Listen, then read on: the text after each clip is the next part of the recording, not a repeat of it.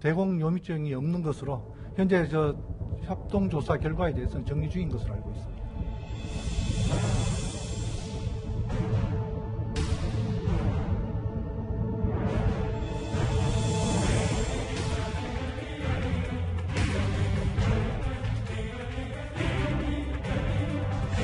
기본적으로 정부는 북한 주민의 자유의사에 따라서 송환을 결정을 하고 이에 따른 필요한 조치를, 대북 조치를 시행을 한 바가 있습니다.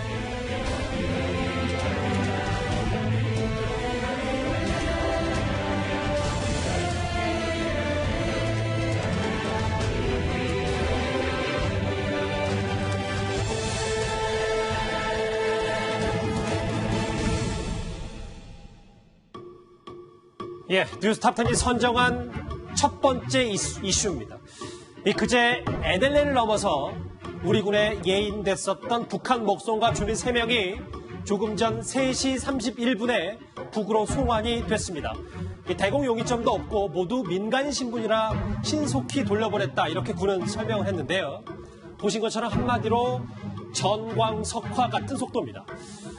그런데 좀 석연치 않은 점이 있어서요. 뉴스탑10은 3가지 의문점에 주목해봤습니다. 첫 번째는 그들이 도체에 달고 온 흰색 수건입니다. 신윤균 대표님, 흰색 수건의 의미 어떻게 좀 저희가 받아들여야 되죠? 흰색 수건은 이른바 백기라고 하죠. 백기 투항한다.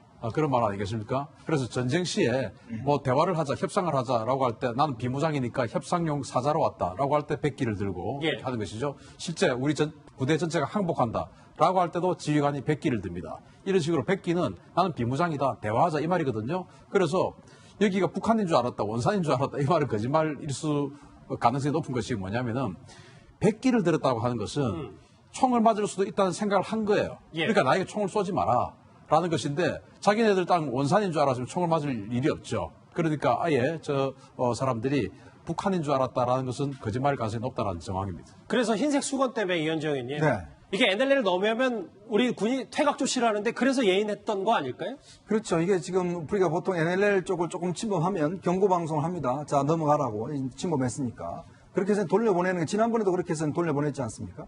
근데 지금 흰색 수건을 한다는 것은 우리 군당국에서 봤을 때도 뭔가 투항, 즉 귀순의 의사가 있다라고 파악을 한 거거든요. 근데 지금 군당국에 설명하는 건 뭐냐 하면 이제 이게 큰 배와 부딪히는 걸 방지하기 위해서 이제 이런 흰 수건을 걸었다고 이야기를 하는데 사실 큰 배 밤에 흰 수건 안 보이잖아요. 그러니까 어떤 면에서 보면 이 설명이 좀 이해가 안 되는 게, 그럼 예를 들어서 불을 켠다든지 이런 방식을 통해서 이제 큰 배와 충돌을 방지해야 되는데 흰 수건을 걸어 놓는다고 해서 큰 배와 부딪히지 않는다는 것은 좀 저는 어불성설인 것 같고, 그러니까 우리 정부 측에서 봤을 때도 이거는 뭔가 투항의 의미가 있다, 즉 귀순의 의사가 있다 해서 우리가 직접 데리고 온 게 아닌가 그런 생각이 듭니다. 자, 말씀처럼 그런데 이 흰색 수건을 달고 NLL을 월선한 그들은 뜻밖의 대답을 합니다. 귀순 의사가 없었다는 겁니다. 관련 목소리 들어보시죠. 북측의 목선을 돌려주는 것이 조사가 하루만으로도 충분하다는 것이 정부의 판단인가요? 가장 중요한 것은 인도적 견제에서 북한 주민의 자유의사가 중요합니다. 그 자유의사에 따라서 송환을 하게 된 것입니다. 저 목선을 타고 넘어온 3명에 대한 조사가 길어질 거라고 생각했는데 그 조사도 짧았고, 그리고 자유의사가 안창현 소장님 그렇게 중요한 겁니까? 근데 그 자유의사가 말이죠. 이 사람들이 남이 나라, 남이 땅에 왔으니까 자기 의사를 이제 분명히 밝히는 것은 질문에 따라 다를 수 있습니다. 그러니까 귀순 의사가 있느냐 이렇게 물어봤을 때 그 사람들은 귀순이라는 용어 자체가 상당히 생소합니다. 우리는 대한민국에서 귀순은 지금 북한에서 대한민국으로 탈북해 오는 걸 귀순이라고 말하지만 북한에서 귀순이라는 용어는 단 한 가지, 일제 때 말지산이 일본군에게 투항하는 것이 귀순입니다. 그 외의 용어 해석이 없습니다. 그러니까 우리가 귀순 의사 있나 했을 때 이 사람들은 뭐겠습니까? 투항 의사 있냐? 배신할 거냐? 배신자냐? 이렇게 질문한 거로 되니까 이 사람들이 당황했을 가능성이 높다. 제가 많은 탈북자들의 이제 휴전선에서 넘어온 사람들인 경우 그런 경험을 다 했기 때문에 이 사람들도 마찬가지가 아니겠는가. 그래서 이롭습니다. 이것은 아닙니다가 아니라 이롭습니다 했다는 것은 이롭습니다라는 말은 북한에서 괜찮습니다. 이 소리에 이제 그 동의어인데 그러면 아닙니다. 하면 아닙니다라고 말해야 되는데 그게 이롭습니다. 이렇게 했는가? 이것은 뭔가 긍정도 부정도 아닌 둘이 뭉실한 답변이었다는 것이죠. 예. 그리고 또 이렇게 빨리 송환하게 된 분위기가 만들어진 것도 그 처음에 만났을 때 질문 답변과 좀 연계해서 볼 때 저는 이 사람들이 이거 우리를 반겨줄 줄 알았는데 뭔가 좀 쌀쌀하니까 이거 돌아가겠다 이렇게 답변한 것이 아닌가 이런 추정을 해봅니다. 그건 이제 일단 추정인데 그럴 가능성도 있다. 그렇죠. 자, 이렇게 초스피드 송환을 한 데에는 이 북한의 목선에 타고 있던 이 3명이 대공 영위점이 없었다라는 게 군의 설명입니다. 국방부의 목소리 들어보시죠. 대공 요미증이 없는 것으로 현재 협동조사 결과에 대해서는 정리 중인 것으로 알고 있습니다. 저희가 제목으로 34시간 만에 초스피드 송환. 근데 대공 용의점을 발견하는 데는 어느 정도 기본적인 시간을 좀 투자해서 조사를 해야 되는 거 아닙니까? 대공 영위점을 파악하려면 아무리 빨라도 일주일이고 통상 2수일 정도는 잡아야 됩니다. 그렇습니까? 왜 그런가면 이 사람들이 한 10년 정도 가짜 알리바이를 만들어가지고 오기 때문에 그 가짜 알리바이의 그 문제점을 우리가 전부 다 지적을 하면서 스스로 자백하게 만들어야 되거든요. 그러면 먼저 자기가 이 백지에 나서부터 최근까지 뭔 일을 했는지 다 쓰게 만듭니다.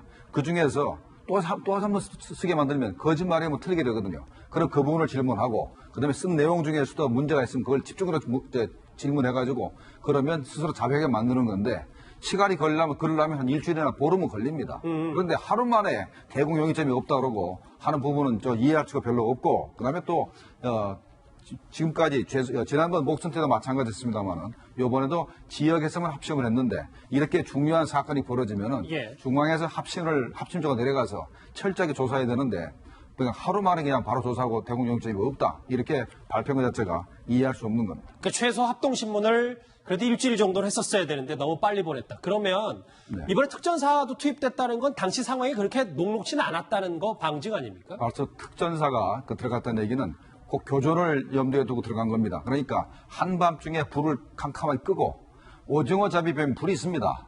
오징어에 불이 있어요. 그러니까 불을 켜고 다녀야 되는데 불이 하나도 없는 캄캄하게 해가지고 야간에 우리 정남 쪽으로 엔진을 가동해서 내려왔다. 그러면 특전사 입장에서 이건 간첩선이라고 보고 전투를 하러 갔던 겁니다. 여러 가지 의심스러운 상황이 있는데 그럼에도 불구하고 이게 대남 공작선이라는 의심을 하다가 갑자기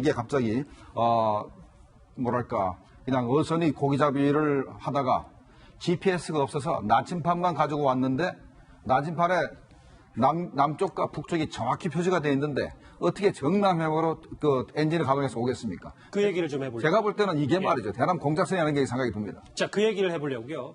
이제 귀순 이사는 이렇게 없다고는 하지만 그러기에는 이제 북한 목선이 동해에서 보인 행보가 심상치 않습니다.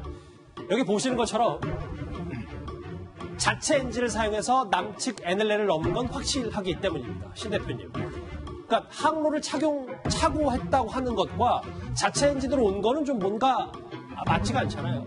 안 맞죠. 일단 저 사람들이 진짜로 어부라고 하면은 석연치 않은 부분이 너무 많습니다. 일단 우리가 지난번 3차 목선 사태에서도 알 수 있었듯이 해류가 지금 이 시기에는 여름에는 분명히 남에서 북으로 해류가 흐릅니다. 그러면은 자신들이 엔진을 가동시켜 봤을 때 뭔가 파도가 거꾸로 흐르고 있다면 우리가 지금 남으로 내려가고 있는구나. 퍼뜩 판단이 가능하거든요. 그리고 엔진을 10의 힘을 줬는데 20의 속도로 간다. 이러면 우리가 북으로 가고 있구나. 10의 속도를 힘을 줬는데 5의 속도로 내려간다. 이러면 우리가 지금 조류를 거꾸로 지금 가고 있구나. 그럼 우리가 남으로 내려가고 있다라는 것이 아주 쉽게 판단이 되고 또 지금 북두칠성 이런 것들로 우리 북방구는 북두칠성이 보이지 않습니까? 그런 여러 가지 별자리를 가지고 내가 지금 남쪽으로 간다, 북쪽으로 간다 이런 것들을 잘 알 수 있거든요. 이런 것도 틀렸고 또 자신들이 원산 앞바다인 줄 알았다라는 거 아니겠습니까?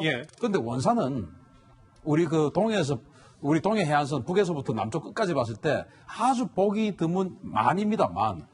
이 동해 지역은 거의 그 평평한 곳에 이렇게 방파제를 파놓고 항구가 있는데 원산은 아주 큰 만이거든요. 그 안에서 양 사방이 산이고 막 그 육지일 텐데 그것을 착각했다? 이것은 있을 수 없는 일이다 생각합니다. 그 다음에 말이죠. 제가 조금 추가를 하자면 원산항의 불빛하고 우리 고성항이나 이쪽에 그 불빛이 전혀 다르고 북한 쪽에는 불빛이 하나도 없습니다. 그런데 우리 쪽에는 전부 다 불빛이 계속 있거든요. 예. 어떻게 착각을 합니까?